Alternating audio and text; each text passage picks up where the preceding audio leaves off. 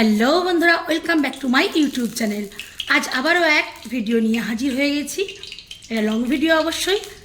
তো বন্ধুরা, ভিডিওটা না টেনে দেখতে থাকুন। আজকের ভিডিওটা একটু অন্যরকম হতে চলেছে, একদম ইউনিক টাইপের রেসিপি বলতে পারেন।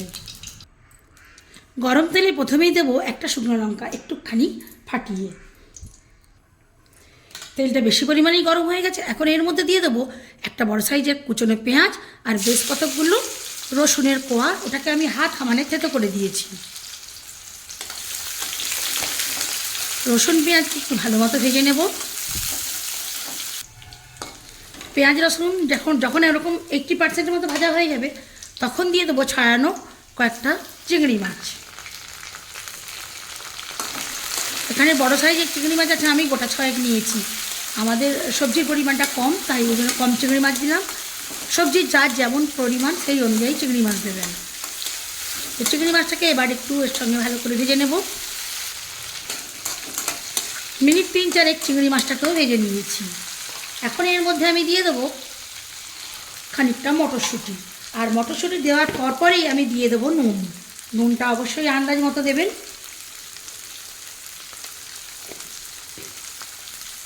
মটরশুঁটিটাও একটু চিংড়ি মাছের সঙ্গে ভেজে নেব।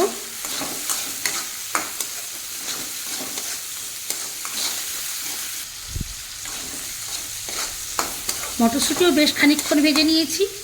এখন এক এক করে দেব হলুদের গুঁড়ো। এটাও দিলাম হাফ চামচ। হাফ চামচ একটু কম দিলাম লঙ্কা গুঁড়ো। আর একটু ধনে জিরে গুঁড়ো, এটাও দেবো হাফ চামচের কম। এটাকেও ভালো করে একটু মিশিয়ে কষিয়ে নেব। ফ্লেমটা কিন্তু এখন হাইতেই আছে। খুব বেশি হয়ে গেলে আপনারা একটু জল দিতে পারেন, বাট আমি এখানে জল দেব না, কারণ রান্না করব আমি লাউ, আলু, পালং শাক। সে তো আপনারা বুঝতেই পেরে গেছেন। তো এখন দেবো আমি আলুটার পরিমাণটা দেখুন, একদম ছোট্ট একটা আলু। আলুটাকে একটু 2-4 বার নেড়ে নেব।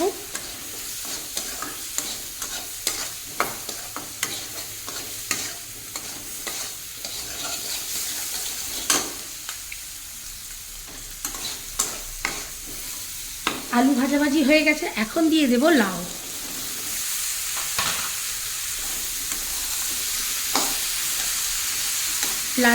লাউটা দিয়ে নাড়তে চাড়তেই বন্ধুরা জল বেরিয়ে যাবে।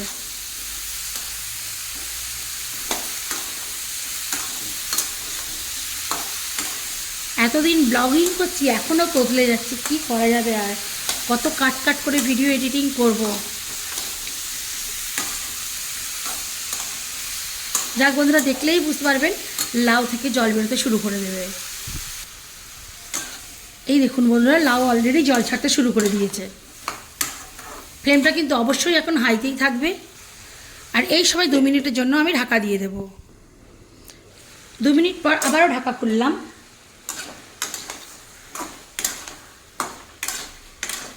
আর এই সময় ফ্লেমটাকে অবশ্যই হাইতে রাখবো, কারণ লাউ থেকে অনেক জল ছেড়ে যাবে। আবারও ঢাকা দিয়ে 2 মিনিটের জন্য রান্না করে নেব। আবারও 2 মিনিট পর ঢাকা খুললাম।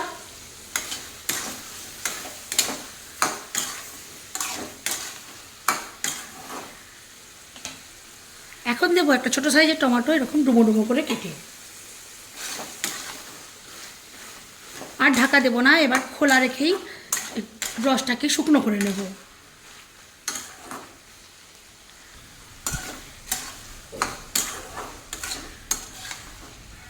আস্তে আস্তে অনেকটা দেখুন জলটা শুকিয়ে এসেছে। আবারও একবার নাড়িয়ে দেব। লাউটা দেখুন কতটা সফট হয়ে গেছে।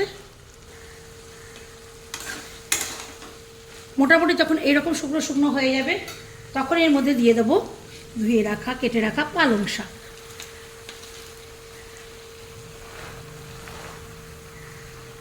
পালং শাকটা দিয়ে দেওয়ার পর দিয়ে দেবো ঢাকা। মিনিট 4 পর ফিরে আসলাম।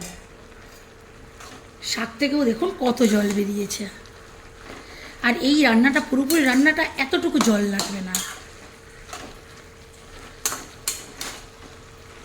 ভালো করে নাড়িয়ে একটু মিশিয়ে দেব।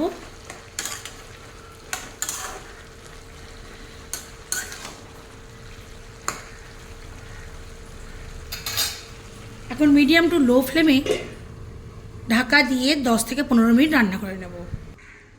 ফিরে আসলাম 10 মিনিট পর। দেখুন কীরকম গ্রেভি এখনও আছে অনেকটা। ফ্লেমটা হাই করে দেবো, দিয়ে একবার ভালো করে নাড়িয়ে দেবো।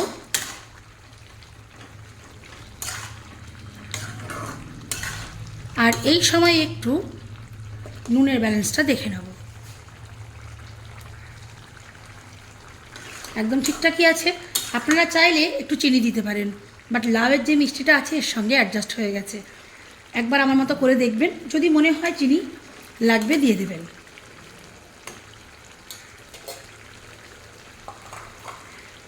আর এই যে নামানোর আগে এক মুঠো ভরে ধনেপাতা কুচি। শীতের সবজি বন্ধুরা, ধনেপাতা না দিলে যেন মনে হয় রান্নাটাই ভালো হলো না। যাক, ধনেপাতাটা দেওয়ার পরে আর একটু উল্টে পাল্টে ভালো করে নাড়িয়ে রান্না করে নেব।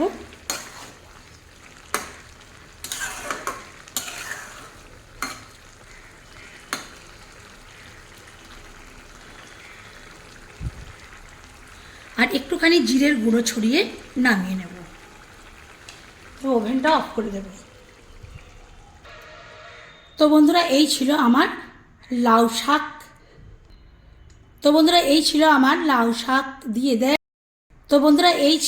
লাউ দিয়ে পালং শাকের রেসিপি।